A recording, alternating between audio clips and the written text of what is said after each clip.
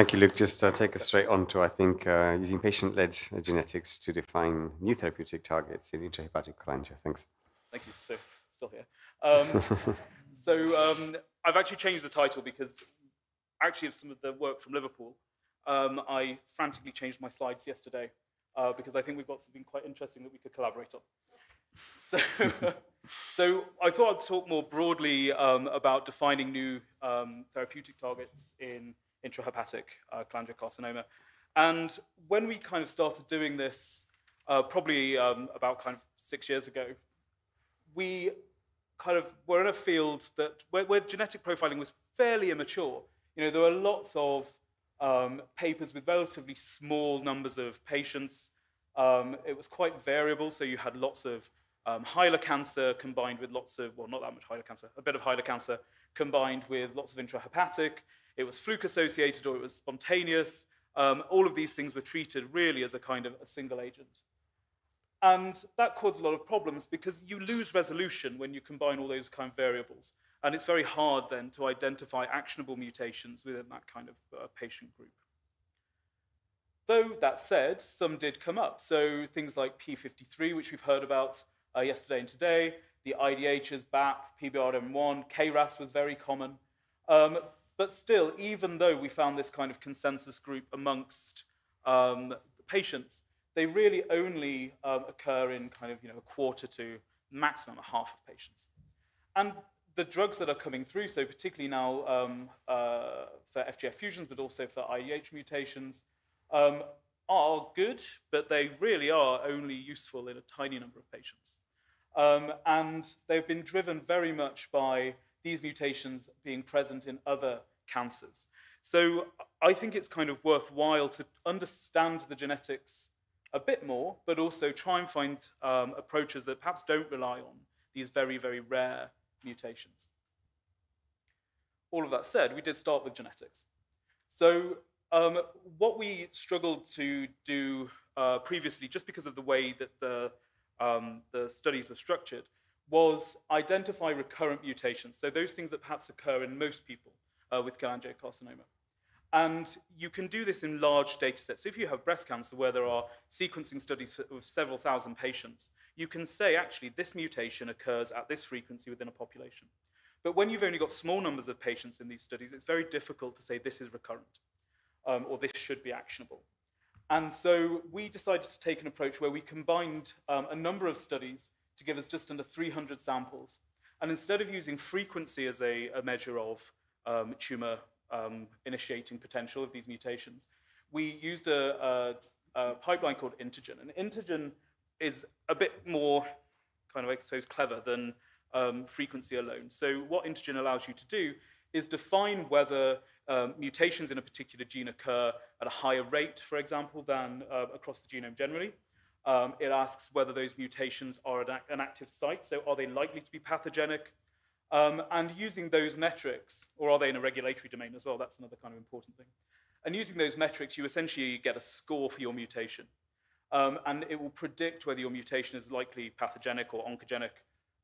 And we were able to go through all kind of 300 or so patients, and we identified 96 candidate mutations with high confidence that we thought were kind of potentially tumor drivers. And of course, we found the really well-described ones, so things like the IDHs, RAS, P53, but we also found these suites of mutations in other genes that are involved in the are already included in COSMIC, so this is a database of pathogenic mutations across cancers, but also found lots of novel driver genes, and actually ones that occur with reasonable kind of frequency. So this dot here in our novel group is FA2, and it occurs almost as frequently as IDH, but we'd kind of never picked it out before just based on frequency alone. But when we look at that data more closely, we find that for about half of patients, just over half, there are 2 to 8 mutations. So most patients have kind of 2 or 3. But actually, there's also a very large group of patients for whom we couldn't identify an actionable mutation, or indeed couldn't identify a pathogenic mutation. So this isn't even about action. This is about there are no mutations in 18% of these patients. At least that's what our data says. But in about a quarter, you only have 1. So we are trying now to figure out ways of defining what a cholangiocarcinoma needs in order to grow beyond these kind of mutational profiles. And so by understanding these pro-growth signals, we hope that we can limit the growth of tumors rather than kind of having to stratify patients based on genotype. And so to do that, we've generated a number of mouse models and tools, and in the spirit of collaboration, we are happy to provide any tissue or kind of resources that we've got if people want to access our mouse models, because it's taken a lot of time. And we made this essentially screening platform where we use genome editing in order to introduce all 96 of our patient mutations into the mouse liver. And what we were able to do was express a mutant form of KRAS, so the most frequent gain-of-function mutation in cholangiocarcinoma, with this library of mutations, and generate tumors. And when you do that, you can identify, you can ignore the blue bit here, but you can identify which mutations are able to interact with mutant RAS to drive tumor formation. So these ones are actually always associated with RAS, be it KRAS or NRAS, and down here are genes that are mutated in this screen just when you have KRAS. And this allows you to do lots of things. So it allows you to understand the biology of RAS. It allows you to understand the interactions, the functional interactions between different mutations. So in this case, RAS and P53, which obviously came up in the Hyler sequencing. But also you can identify potentially new mutations. So things like mutations in neurofibromatosis 2, which when you include this with RAS, so now all of these mice had a mutant RAS, and they either had loss of P53, loss of NF2, or loss of both. You can see that, unsurprisingly perhaps, loss of P53 and loss of RAS, and activation of RAS gives you a cancer, but NF2 is sufficient to also drive tumor formation. NF2 loss is sufficient to drive tumor formation. And then when you combine these things together, you massively accelerate the rate at which cancer forms within the mouse. So these mice have to be euthanized within 14 days because the tumors grow so quickly. And we were able to show that loss of NF2 along with P53 severely increases the number of tumors that form. There are lots of, I could give an entire talk about NF2, but I'm not going to because it's quite tedious. And so what we can use this model for, though, because it's very aggressive, is to understand the fundamental mechanisms of tumor growth by screening, essentially, these animals and these tumors for the signals that allow cancers to grow. And that's exactly what we did. So we were able to show that in this very aggressive model, with a very, very sarcomatide and invasive phenotype, that that PI3 kinase and Wnt are activated. So this is GSK3 beta, which is a part of the Wnt pathway. This is beta-catenin, and we can see that in our NF2 mutants, beta-catenin has less phosphorylation, or the ratio is reduced. So this shows that the pathway is activated. And you can see here, again, dephosphorylated beta-catenin, so active Wnt signaling. And you can use these mice and these tumors to understand things like what's happening to dysregulate this pathway. So we found that there was a large number of cadherins that are downregulated, but also negative regulators of the Wnt signaling pathway, such as NKD2 and Frizzle-related protein, and there's an upregulation of Wnt9b.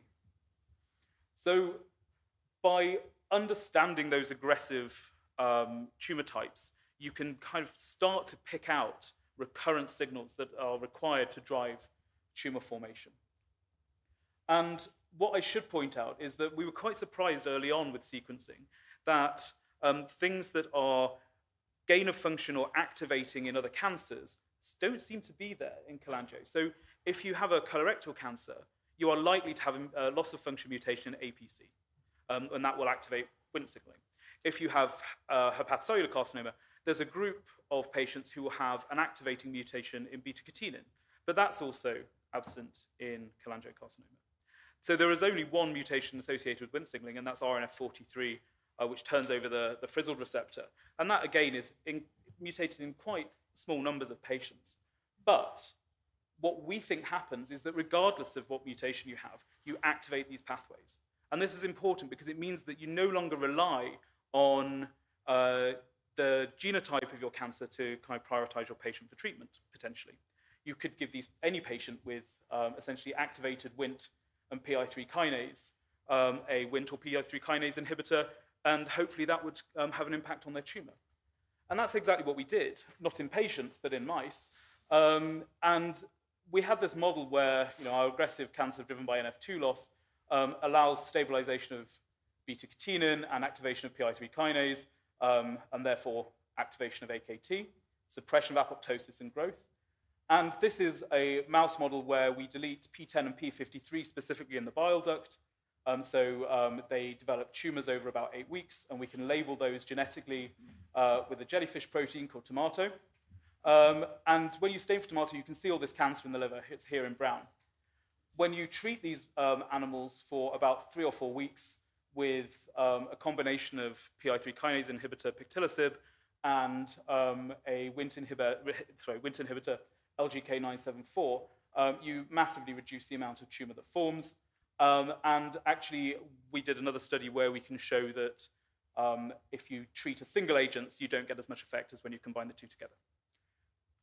So what does this mean for Wnt inhibition as a therapy? Well, there are trials starting, and Juan is part of it, kind of looking at using Wnt inhibitors to treat patients with cholangiocarcinoma, and I think this is very exciting. At the moment, the inclusion criteria necessitates actionable mutations in things like RNF43 or an ospondin fusion. But actually, we think that these tumors develop very early on a reliance on Wnt signaling and potentially PI3 kinase signaling too, that work together to form this kind of permissive state for a tumor, for a cholangiocarcinoma to form. So actually, targeting those pathways together might drastically reduce tumor growth, particularly in patients where actionable mutations can't be defined. So where are we going next? We've worked on Wnt for a long time, and other pathways are available. So what came out of both our combined patient data and also our functional CRISPR gene editing screen was that mutations in Notch actually occur with reasonable frequency in these intrahepatic cancers. So this is a mutation in Notch2. And Notch is a membrane-tethered receptor which sits in the plasma membrane of a cell, so in this case, the cancer cell in blue, and it meets its neighbor, its cell next door, which provides a ligand known as Jagged.